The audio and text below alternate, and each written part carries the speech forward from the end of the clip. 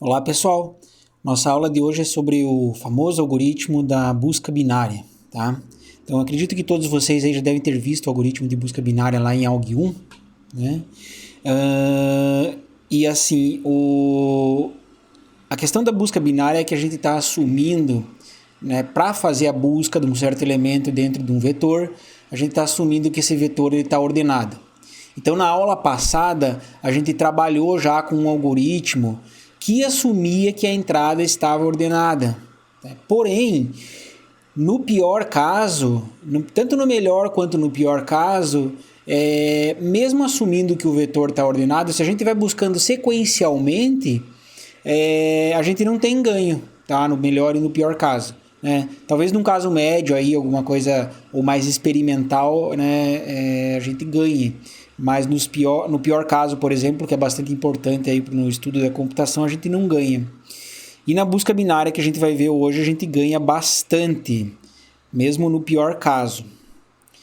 Tá? Então, bom, a diferença principal aqui lá do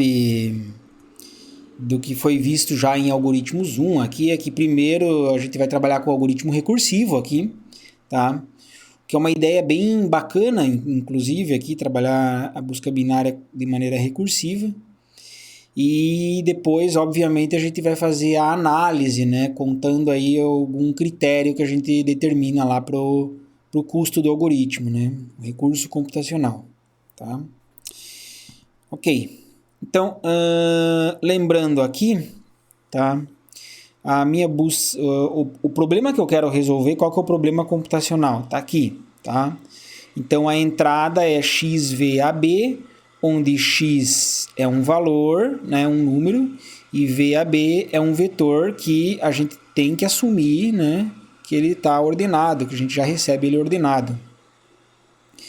E a resposta ou a saída, a gente quer um índice entre A e B, tal que o elemento que a gente estava buscando, o elemento X, está naquele índice, né, no valor daquele índice, ou não se tal M não existisse, a gente não encontrar lá o valor dentro do vetor. Tá? Ok. Então, a gente já viu essa versão do problema de busca, né? A gente já viu ela bem parecido há 2 aulas atrás, quando a gente fez a busca sequencial. Mas a busca sequencial sem o vetor estar ordenado. Tá? Aí na aula passada, na busca sequencial da aula passada, a gente alterou um pouquinho, principalmente a saída, a resposta, onde a gente gostaria de identificar o índice onde o certo elemento X ele deveria estar, né? Se ele tivesse no vetor, onde é que ele deveria estar? Então, o problema da aula passada ele era um pouquinho diferente porque a gente vai acabar usando ele como uma função lá para coisas que a gente vai ver mais para frente. Mas aqui eu volto aqui a trabalhar com uma definição do problema um pouquinho mais natural, talvez, tá? Ok. Então, eu tenho que retornar o índice onde o x está, mas se o x não tiver, eu retorno não, tá? E aqui está o meu algoritmo de busca binária, né? Nem vamos pensar muito, já vou apresentar ele aqui, do jeito final dele aqui. Então, bom, antes da gente olhar aqui, isso daqui é o nosso caso base, tá? Antes de olhar para o caso base, vamos ver a ideia da busca binária, vamos lembrar da ideia, né? Então, a ideia da busca binária é assim, ó, você tem um vetor lá, a gente está supondo que está ordenado, e aí você pega a posição do meio do vetor, tá? E aí você pergunta lá se o elemento x está lá, né? Será que o x está aqui? Se o x não estiver aqui, aí você tem que saber, será que o x é menor do que esse elemento que eu encontrei aqui, né? Ou será que o x é maior ou igual do que os elementos, né? Então, dependendo do que acontecer aqui, quando você olhar bem para a posição do meio, você vai ter que ou continuar buscando nessa parte ou continuar buscando nessa parte aqui, tá? Isso daqui é análogo a, por exemplo, o que você faria se você tivesse que buscar uma palavra no dicionário, né? Você não vai ficar buscando palavra por palavra, né? De maneira sequencial, né? A não ser que as palavras tivessem não ordenadas. Aí você teria que buscar uma a uma, né? Mas como o dicionário está ordenado, o que intuitivamente a gente faz é como se fosse uma busca binária, tá? A gente vai, né, abre no meio, depois abre meio que no meio. Não é bem assim, né? Mas, enfim, serve para motivar aqui essa ideia. Então, tá bom. Bom, a primeira coisa que a gente precisa saber é como que calcula a posição do meio. Então, se aqui é o índice A e aqui é o índice B, tá? Para eu calcular a posição do meio, eu vou fazer esse comando aqui, tá? É A mais B dividido por 2 e pego o piso, né? O chão, tá? Por exemplo, se eu estivesse lidando aqui com um vetor onde o A é igual a 7, um subvetor, tá? Vamos supor assim, e o B é igual a 12, talvez, né? Então, ele começa da posição 7 e vai até a posição 12. O meu M seria, então, 7 mais 12 dividido por 2. Bom, 7 mais 12 não é uma... 7 mais 12 dividido por 2 não dá um valor inteiro, né? Mas aí a gente arredonda para baixo, pegando o piso. Então, 7 mais 12, 19 dividido por 2... isso daqui vai dar tipo 9,5, tá? Mas arredondando para baixo, isso daqui vai ser o 9. Então, isso daqui que vai ser o valor do M utilizado, né? E de fato, né? Aqui, se a gente tem aqui a posição 7, 8, 9, 10, 11 e a 12, tá?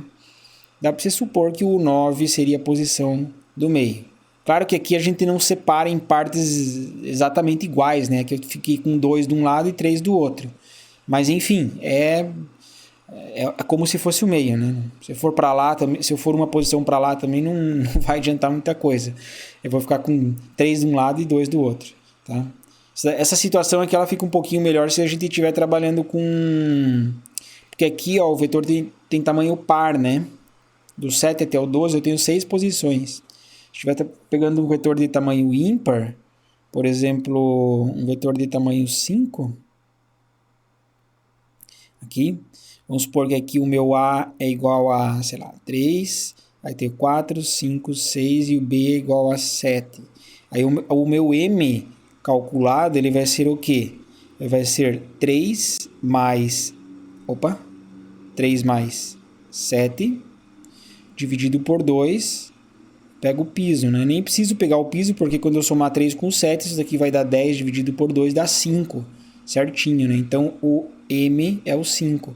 Aqui dá bem certinho no meio, né? Porque daí sobra 2 de um lado e 2 do outro, tá?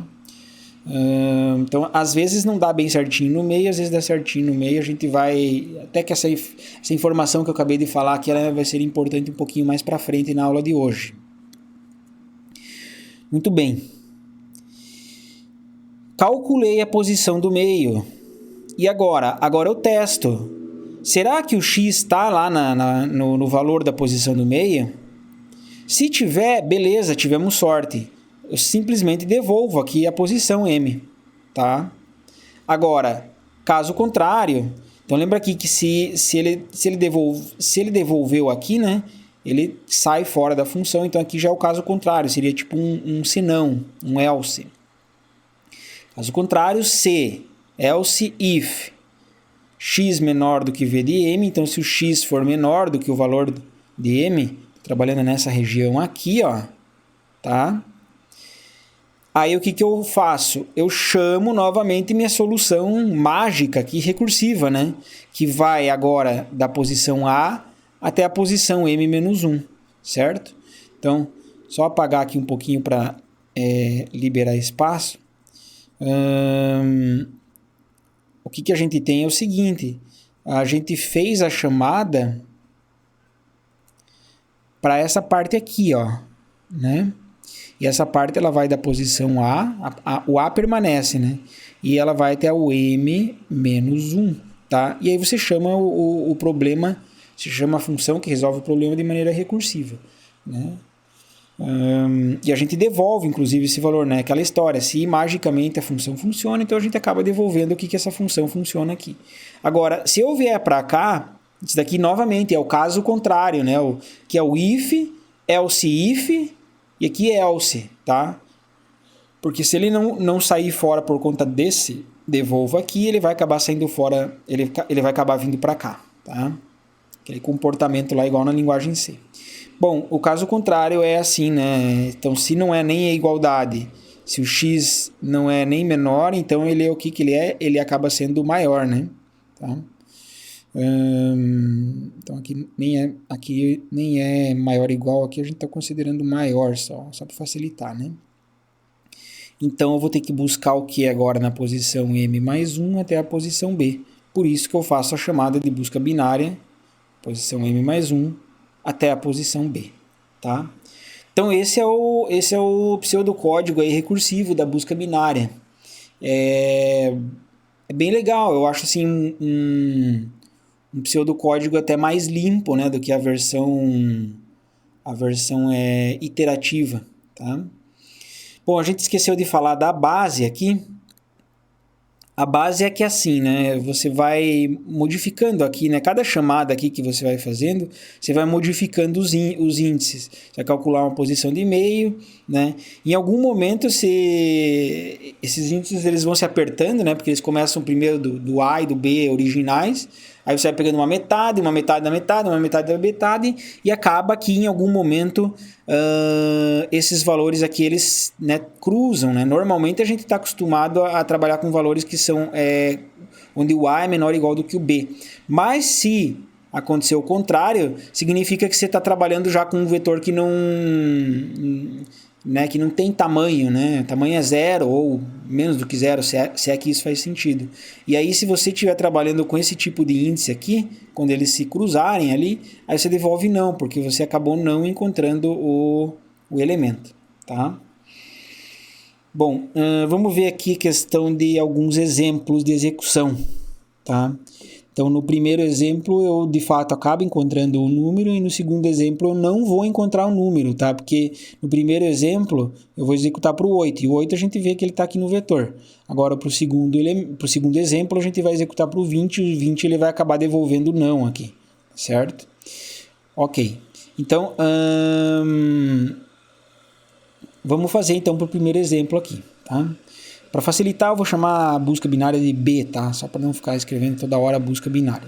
Então, no início, eu chamei lá B, 8, V, 1, 8. Ok. Aí eu testo. A é maior do que B, né? Não, 1 não é maior do que 8. Então eu venho para cá. Calculo o valor de M. Qual que vai ser o meu valor de M agora? Vai ser A mais B dividido por 2. Então vai ser 1 mais 8. 1 mais 8 dividido por 2, pega o piso, isso daqui vai me dar 4, tá? Então o valor de M é 4, como se estivesse olhando para cá agora. Aí eu testo. X é igual ao valor na posição M? Não, porque o X que eu estou buscando é 8, né? Então não é igual ao valor, então agora eu venho para cá. X é menor do que o valor da posição M? É, X é o menor do que o valor da posição M. Então ele vem para cá. Né? Percebam que ele nunca vai, se ele executa essa linha aqui, ele nunca vai executar essa linha aqui, né? Porque ele já tem o devolvo aqui. Tudo bem que ele vai ficar travado aqui porque ele vai precisar fazer essa chamada recursiva aqui. Mas no momento em que essa chamada recursiva destravar a linha, ele vai devolver e já pula fora da função, tá? Então tem que prestar atenção nesse tipo de comportamento. Então então eu acabei fazendo agora a minha chamada recursiva de busca binária, o mesmo elemento x aqui, no mesmo vetor, agora 1 e m menos 1. M menos 1, quem que era o m era 4, então agora eu vou chamar para o 3. E aí inicio novamente aqui. O A é maior do que B? Não. O m, qual que vai ser o valor de m calculado? O m vai ser então 1 mais 3 dividido por 2, pego o piso, né? Isso daqui vai me dar 2. E eu testo. Então, o x é igual ao v de m. Então, 8 é igual ao valor que está na posição 2. Aqui, né? Não é. Tá? Então, agora aqui. O x é menor do que o que está armazenado na posição m? Também não. Então, o que ele vai fazer? Ele vai acabar fazendo esse comando aqui, né? Tá? Então, ele vai chamar busca binária 8V Então, vamos ver aqui, ó, o que ele chama M mais 1 com o B.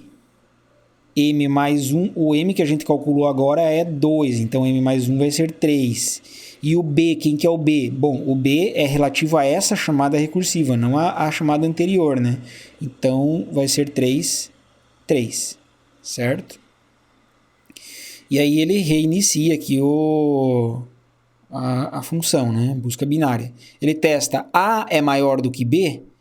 3 é maior do que 3? Não, 3 é igual a 3, então não faz nada. Aí ele vai calcular o M, né? O M vai me dar 3 mais 3 dividido por 2, piso, que é igual a 3. Aí ele testa. X é igual ao V de M? O 8 que eu estou buscando é igual ao valor que está armazenado na posição 3? É. Então o que eu faço? Devolvo a M. Então ele vai devolver, né, o valor de 3 aqui, devolve para cá, né? Ele estava travado lá, devolve para cá, devolve, então no final ele devolve 3 aqui pro algoritmo, tá? Que é exatamente a resposta que a gente estava buscando, né? O 8 está na posição 3. Legal. Então agora vamos refazer isso daqui agora pro 20, tá? E o 20 a gente tem que devolver não, porque o 20 não pertence ao vetor.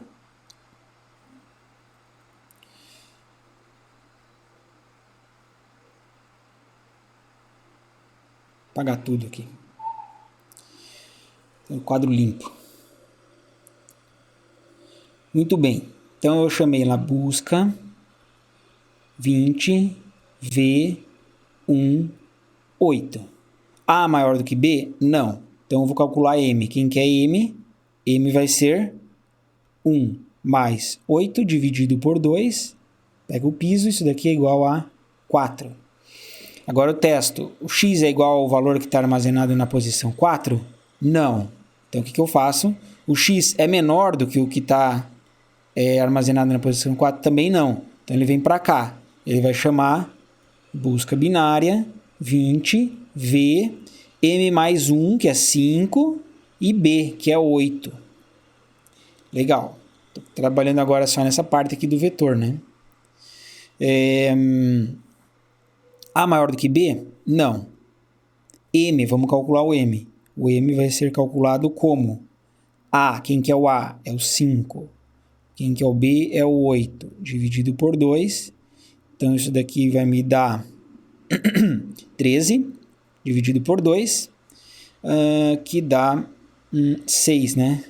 Arredondando para baixo, tá? Ok. E aí ele testa. O X, o 20, é igual ao valor da posição 6? Não. O X é menor do que o valor da posição 6? Também não. Então, o que ele vai chamar? Busca binária 20 V. Agora, quem quer? M mais 1. Então, o M é 6, ele vai chamar para 7. 7 e o B permanece em 8. Legal. Começou de novo a chamada aqui. A maior do que B, 7 maior do que 8? Não. M, quem que é o M? Vamos calcular o M.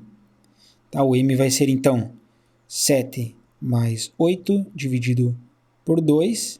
Isso daqui vai me dar 7 mais 8 é 15, né? Dividido por 2, pega o piso, isso daqui vai dar 7. Então, meu M deu 7. E aí, então, eu estou olhando agora para cá, né?